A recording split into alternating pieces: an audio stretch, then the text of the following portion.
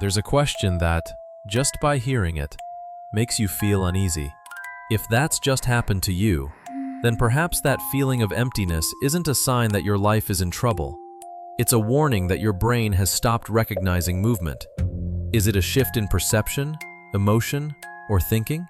Welcome to Unlocking Your Mind. I'm Mind of High. You may have a phone packed with entertainment, music playing through your headphones, and more motivational videos than you could watch in a week. Still, you sit there feeling oddly numb. Not exactly sad, not angry either, just disconnected from what you're doing and from yourself. I know that feeling. I used to respond by waiting. I waited for my mood to lift, for the right thought to appear, or for motivation to give me permission to begin. Usually, nothing happened. The waiting simply made the moment feel more difficult. Eventually, I began to consider the reverse possibility. Perhaps we don't always need motivation before we move. Perhaps a small movement is what allows motivation to catch up with us. Before we test that idea, subscribe to support the channel and stay until the end. These 3 techniques seem to work better when they are used together rather than treated as separate tricks. For now, choose one action that takes less than 15 seconds. Sit a little straighter.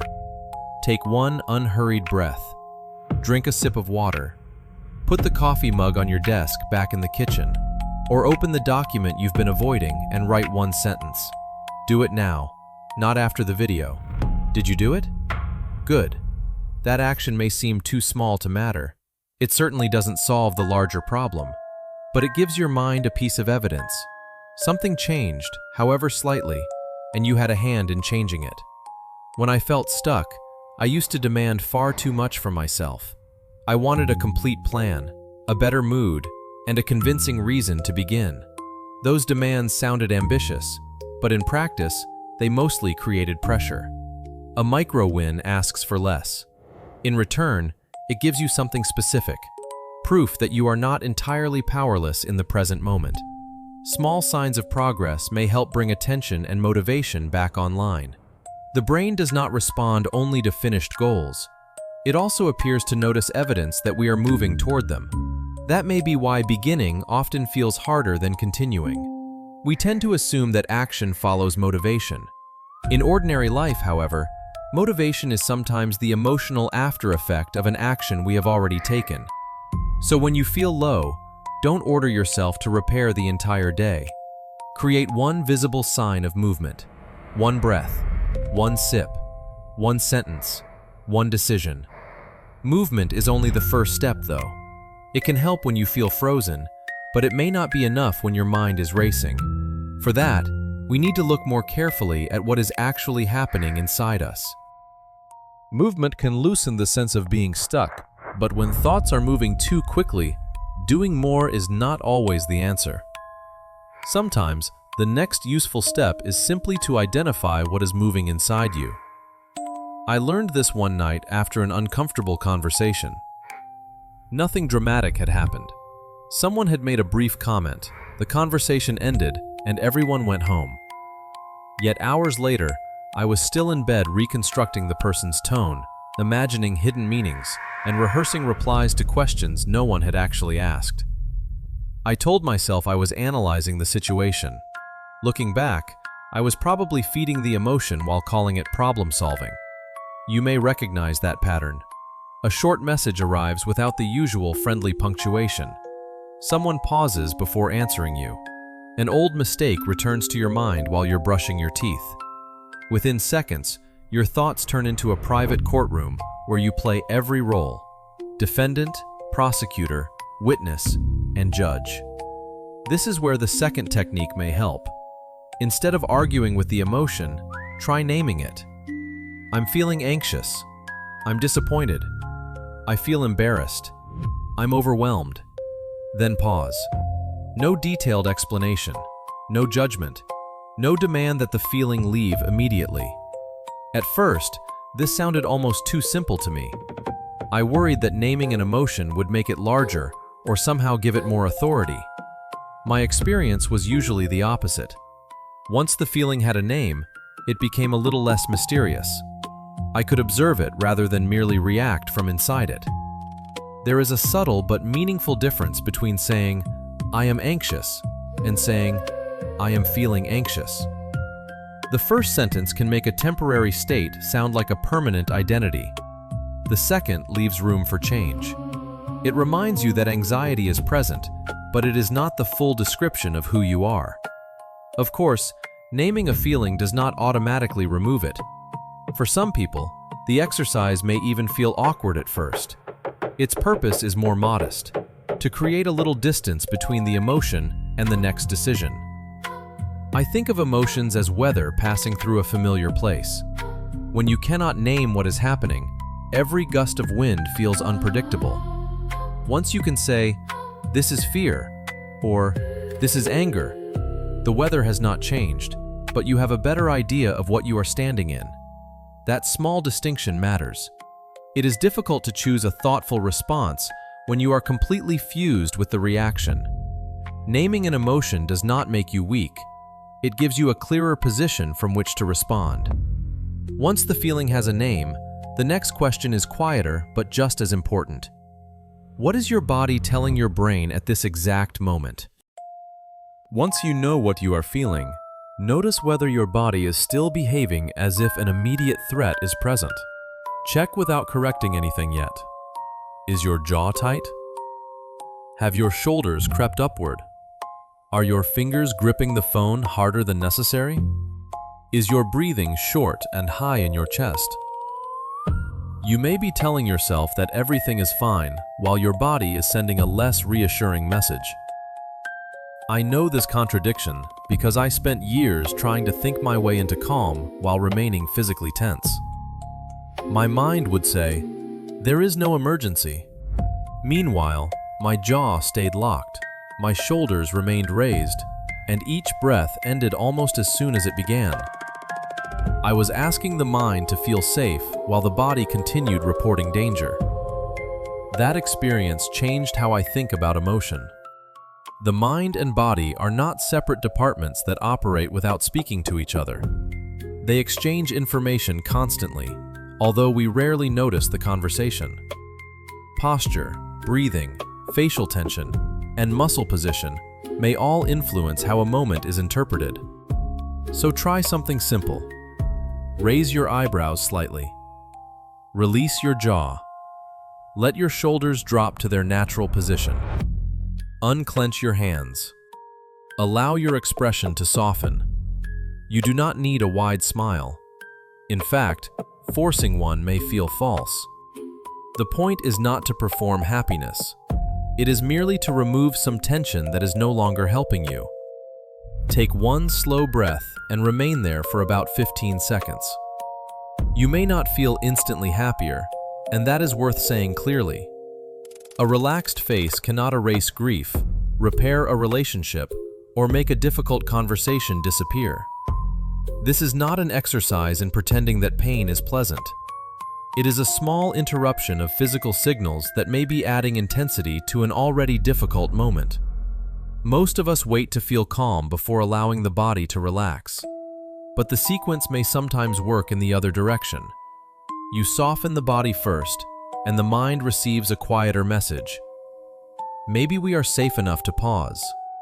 Not perfectly safe, not free from discomfort, just safe enough to avoid reacting automatically. When your face, breath, and posture stop contradicting the calm you are trying to create, all three techniques can be combined into a short reset, one that takes less than a minute and can be used almost anywhere. This 1-minute reset is useful not because any single step is magical, but because each step makes the next one slightly easier. The sequence I use is soften, name, move.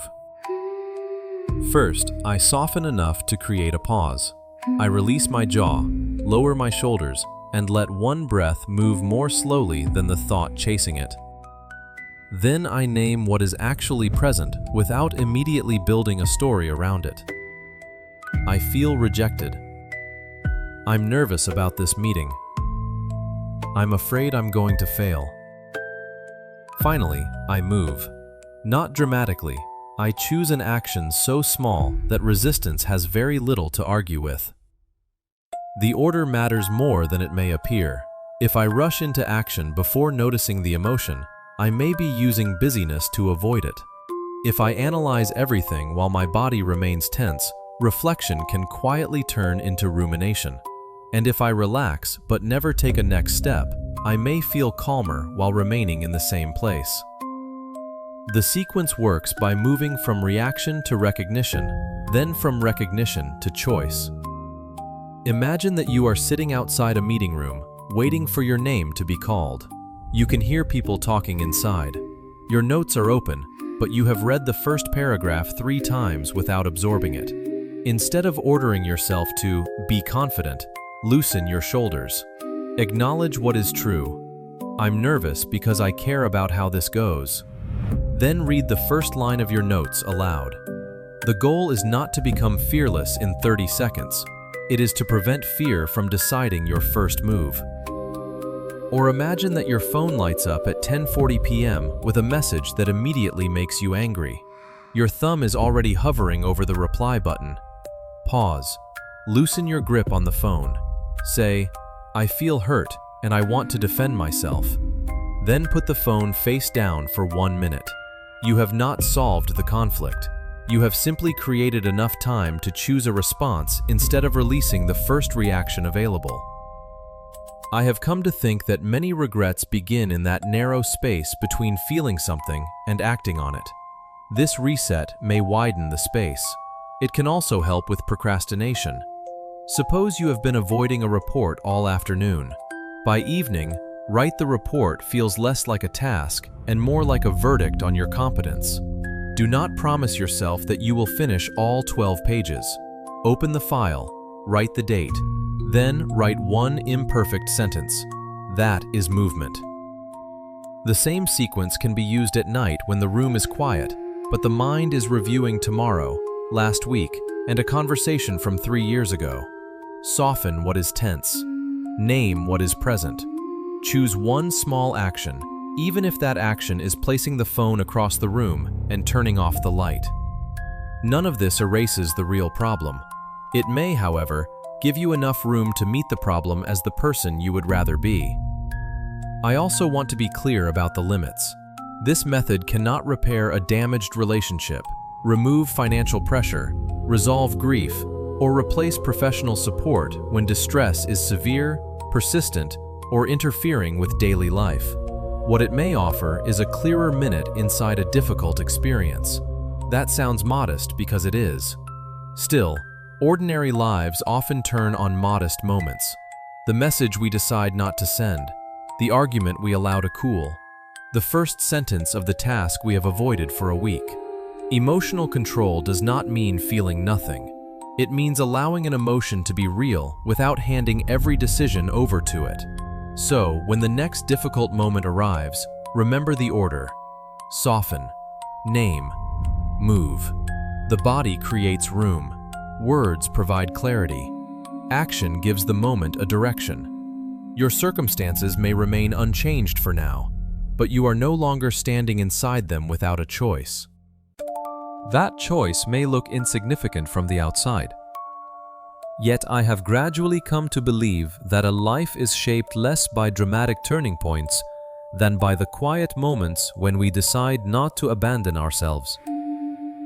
For years, I assumed happiness would arrive after everything had been fixed, after the pressure eased, after I became more disciplined, more successful, and less afraid.